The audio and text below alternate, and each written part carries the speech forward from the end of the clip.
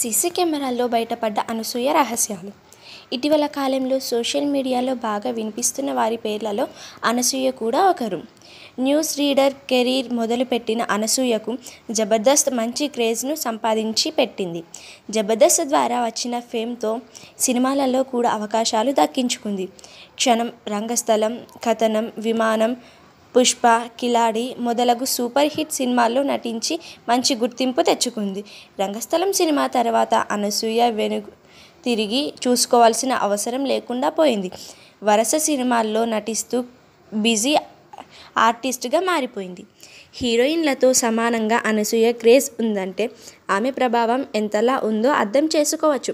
Social మీడియాలో చెక్కుచెదరని అభిమాన గణం ఆమె సొంతం. అనసూయకు సోషల్ మీడియాలో మిలియన్ల సంఖ్యలో ఫాలోవర్స్ ఉన్నారు.